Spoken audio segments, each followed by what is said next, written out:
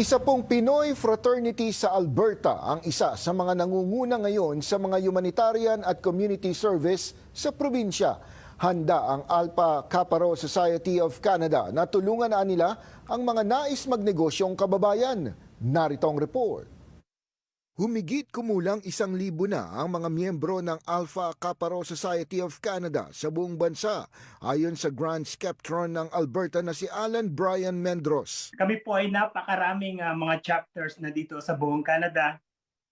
If talking about connection, lahat po ng probinsya ay meron na po tayo dito sa buong Canada. Kamakailan, kanilang ipinagdiwang ang 50 taong anibersaryo mula sa pagkakatayo nito sa Pilipinas hanggang sa iba't ibang chapter sa buong mundo. Napakarami na po naming mga proyekto na naging successful dito, especially po yung pamimigay namin ng wheelchairs sa ating mga kababayan na yung pong wala po talagang silang kakayanan dahil po ang wheelchair dito sa Canada ay napakamahal.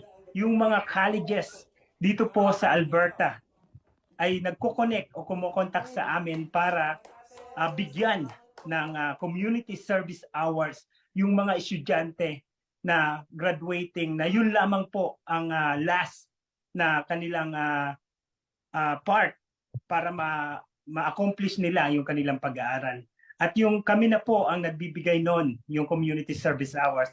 At the same time, natutulungan natin yung mga kababayan natin na himukin sila sa mga magandang gawain. Itinatag noong 1973, isa sa mga misyon ngayon ng grupo ay tulungan ang mga kababayan sa Canada na nais magnegosyo. Tinutuon namin lahat ng mga kabrads namin, mga kasis namin, na iangat ang lahing Pilipino pagdating sa negosyo.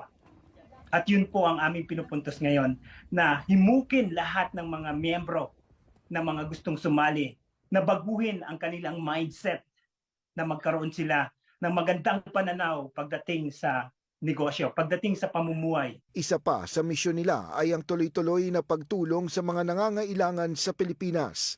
Si Alan mismo ay saksi kung paano maging matagumpay sa Canada. I start in the very beginning. I start in the very scratch bilang isang dishwasher, bilang isang kitchen helper, na ngayon po ay nag-ooperate na ng multiple business dito sa Canada. At yun po ang naging inspirasyon ng bawat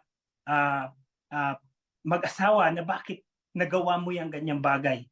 And bilang isang Grand Sceptron dito po sa Alberta, ay yun po ang aming ginagawang gabay para sa mga kababayan natin na gustong magnegosyo. Maraming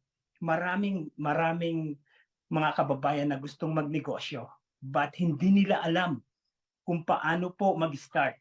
At doon po kami pumapasok, doon po kami bumibigay ng advice para sa mga kababayan natin. Kung naisaan nilang sumali sa kanilang grupo, bisitahin lamang ang Facebook page ng Alpha Kappa Rho Society of Canada. Tayo po dito sa Canada ay magtulungan para sa ating lahat, para sa ating mga kababayan.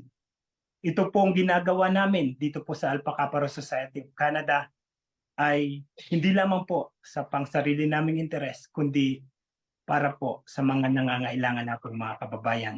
Hindi na nila ginagawa ang makalumang mga initiation sa makabagong panahon, lalo't may mga batas laban sa marahas na hazing dito sa Canada.